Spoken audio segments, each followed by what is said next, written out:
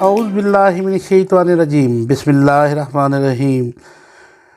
प्यारे बच्चों, कैसे हैं आप लोग। सबसे पहले पाकिस्तान जिंदाबाद। प्यारे बच्चों, आज हम यूनिट नंबर 9 पैट्रियोटिज्म और इसका ए पार्ट एक्सरसाइज का सॉल्व करने जा रहे हैं। ओरल कम्युनिकेशन है जी।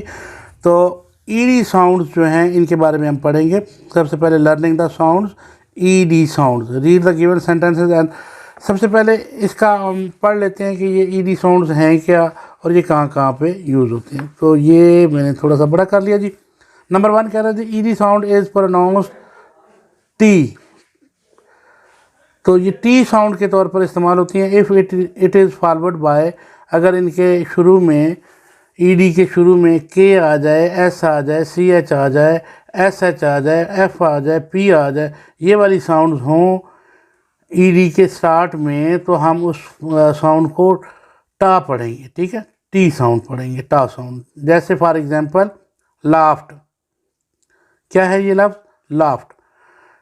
अच्छा, the ED sound is pronounced, D sound उस वक्त पढ़ेंगे जब उनके आखिर में बी आ जाए, जी आ जाए, आई आ जाए, जे आ जाए, एल आ जाए, एम आ जाए, N, O, U, V, Z, ये वाली साउंड आ जाएं तो हम इनको क्या पढ़ते हैं? ईडी साउंड पढ़ते हैं। जैसे रग्ड। ठीक हो गया जी।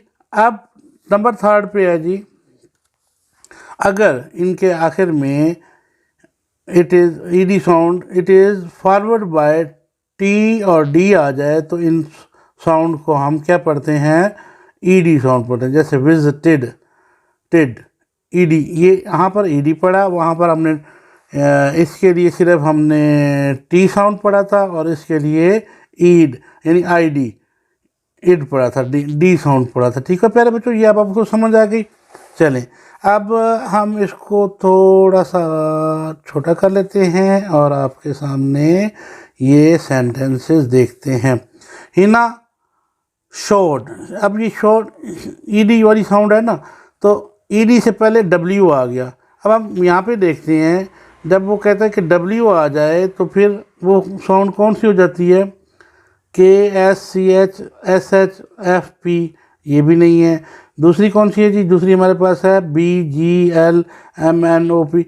और आखिरी कौन सी है? ईडी। अगर इनके शुरू में ए आ जाए, टी आ जाए और हमारे पास डी आ जाए, तो ये हमारे पास टी आ गया, सॉरी ये हमारे पास ई डब्ल्यू आ गया। ठीक है, तो डब्ल्यू के लिए हम क्या कहेंगे? ये डी साउंड पढ़ेंगे। Hina showed me her new dress, they lived, we आ गया तो तब भी हम डी साउंड ही पढ़ेंगे।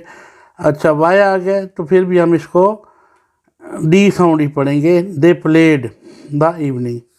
इसी तरह से जब वांटेड के शुरू में टी आ जाए तो हम इसको क्या पढ़ेंगे? Id sound. वांटेड, टी आ गया स्टार्टेड और डी आ गया फडेड। ठीक है, फेडेड। अच्छा, के आ जाए तो वर्कड, के आ गया हम इसको वॉक्ड। ठीक है जी।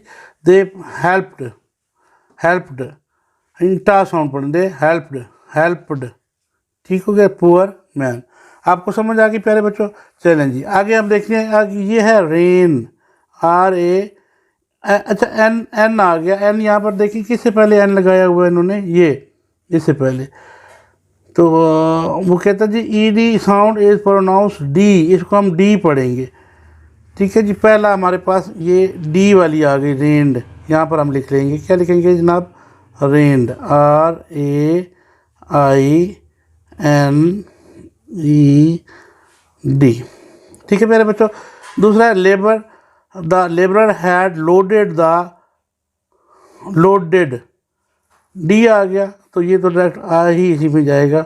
हम इसको क्या कहेंगे? L O A D E D, loaded. ठीक है जी। तीसरा टीचर आस्क्ड, अभी मैंने के वाला बताया था, तो के कहाँ पे है बच्चों? ये देखिए के कहाँ पे आएगा? आखिर में तो नहीं है, शुरू में ये आ जाए तो ये हमारे पास ईडी साउंड इज टा साउंड। तो ये हम आस्क्ड यहाँ पे लिख लेंगे, यहाँ पे लिखेंगे आस्क्ड, ए एस के ई डी, आस्क्ड। ठीक है प्यारे बच्चों। अच्छा, ये आस्क्ड हो गया। इसके बाद है लाफ्ड, एल ए एच आ गया पहले, तो एच देखते हैं एच कहाँ पे आया जी, इसमें एच है, बी जे एच नहीं है जी एच इसमें, तो ये सी एच, ये एच आ गया जी। तो इसको भी हम क्या पढ़ेंगे, E D sound is pronounce T sound, तो इसको भी आखिर में laughed, L A U G H E D, laughed. ये दो पूरे हो गए।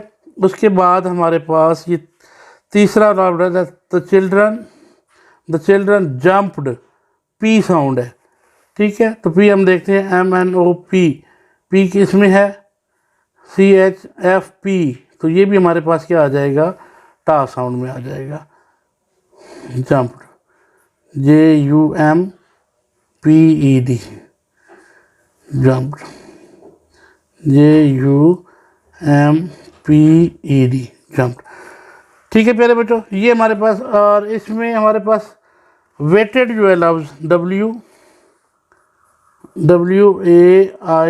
WAITED, वेटेड, तो ये अब आपने लिख लेना। डी के लिए सिर्फ एक रेंड है, आईडी के लिए लोडेड और वेटेड है, और आस, लाफ्ट और जंप्ड ये इसके लिए 3 और 2